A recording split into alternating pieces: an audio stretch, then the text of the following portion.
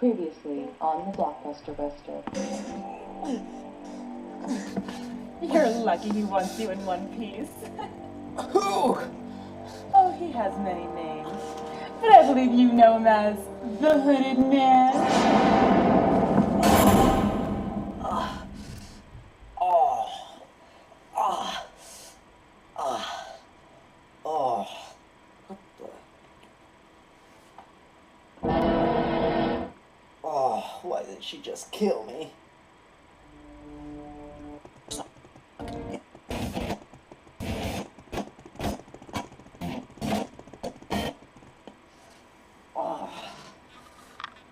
Oh, man.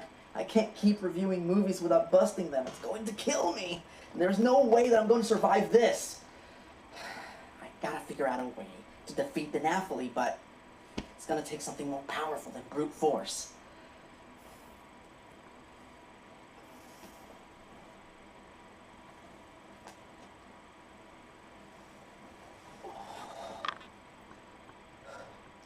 Greetings, fanboys and fangirls. I'm Erod, and I'm the Blockbuster Buster. In 1957, Dr. Seuss's The Cat in the Hat was published as a tool to encourage literacy among children who had just learned to read.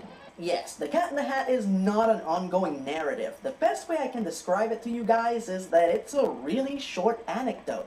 In fact, it's so short, I can tell it to you right now. Two children are stuck inside their house on a rainy day while their mother is out, when they are suddenly visited by an anthropomorphic talking cat, who wants to play with them and show them some neat magic tricks. Even though their talking fish warns them that this is a bad idea, the children ignore him and watch the cat continuously create mischief and wreck the house, until the children finally put their foot down and tell him to go away. The cat cleans the house, leaves, and their mother is never the wiser. That's it. That's The Cat in the Hat, minus the rhyming. Does that sound like anything that could fill a 3-act story structure? The answer is no. This movie was produced by Brian Grazer, who also produced a live-action version of The Grinch starring Jim Carrey. Yes, I like this movie. Yes, Jim Carrey is sometimes undescribably annoying in it. And yes, the animated version is 1 billion times better. But I still feel like a lot of really good things came together to make this movie fun and entertaining at the least. Today we're going to look at Grazer's pathetic attempt at trying to recapture the same magic. Alright, Legion, this is it. The point of no return. This is beyond the circles of hell, crafted in the epicenter of Satan's asshole. This is the sheer unmitigated terror known only as Brian Grazer's The Cat in the Hat. So our movie begins in the town of, Barbieville, where we meet the mother of our protagonist, who is about to get off from work and go home when suddenly... Mick Flanagan! Mr. Humboom, I wanted to thank you. Fired.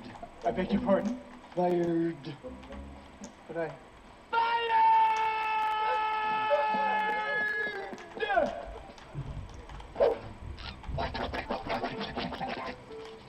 Extreme I'm germaphobe? gonna take a wild stab at what exactly was the direction for this character, and I'm going to assume that it was something along the lines of, imagine the biggest douchebag you can think of, multiply that by 20, now act. You're fired. Fired.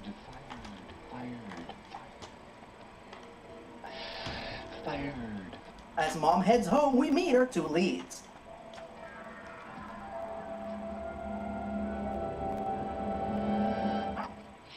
Oh, I get it. We were supposed to think that that was the Cat in the Hat. So we meet our nameless narrator from the book, who in this movie they named Conrad. And we also meet his sister Sally, played by Dakota Fanning. Oh, you guys are expecting me to bust out laughing. Well, I'm not going to, because in this movie, Dakota Fanning is playing a little girl, which is what she looks like. She looks like a little girl. And until the day that she doesn't look like a little girl, every time I see her playing a vampire, this is pretty much what I'm gonna see. I'm a blood-sucking fiend. Look at my outfit. So Sally and Conrad's character types... I'm a blood-sucking fiend. Look at my outfit. So Sally and Conrad's character types are easily defined. Sally is bossy, organized, and proactive. All the while Conrad is a fucking asshole.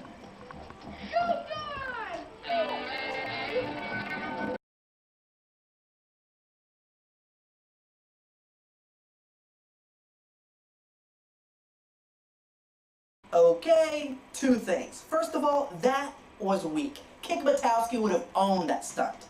Time to make a splash.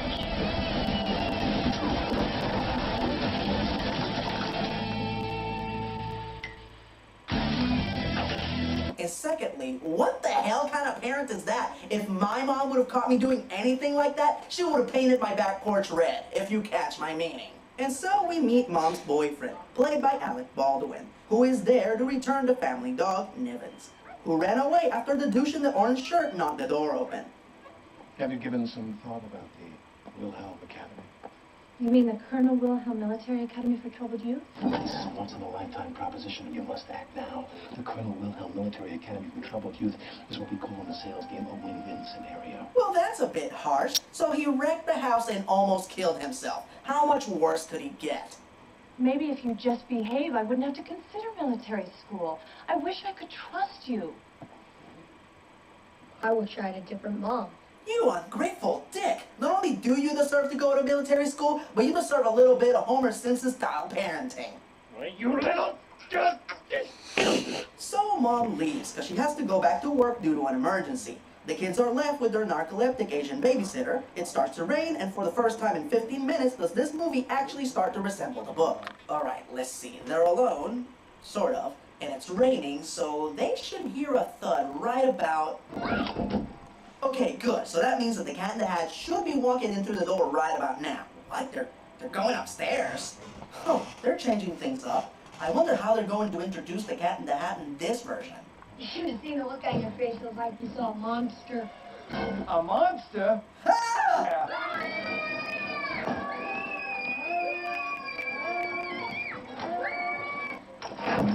Ah! That was a giant cat. But that's impossible, isn't it?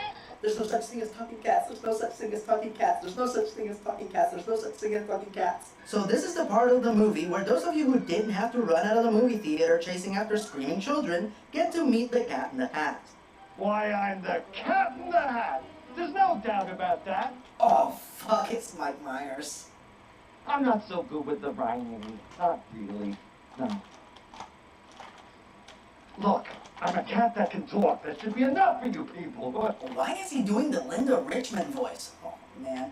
Mike, listen, buddy. I know that you only have like 3 voices and 5 characters that you can play, but what part of cross-dressing Jewish talk show host screamed out Dr. Seuss to you? So this is it, folks. This is the fast-talking, nonsense-spewing, relentlessly annoying, irrepressibly irritating, overbearing, scene-padding, nausea-inducing, rage-inciting Cat in the Hat. And I can think of nothing that would make this character more unappealing. I know it is. Stop this right now! Who said that? Me! Oh, thank you, talking fish. Wasn't fun. Oh, yeah. Oh. That was wicked cool. No! Tell that cat to go away. Tell that Cat in the Hat you don't want to play. He shouldn't be here. He shouldn't be about. He shouldn't be here while your mother is out. While in the book, the cat's antics are limited to balancing acts and the occasional magic trick, here we have him tricking the kids into signing a Faustian deal, cuffing out hairballs at them, and fixing the couch all the while in the guise of a redneck mechanic.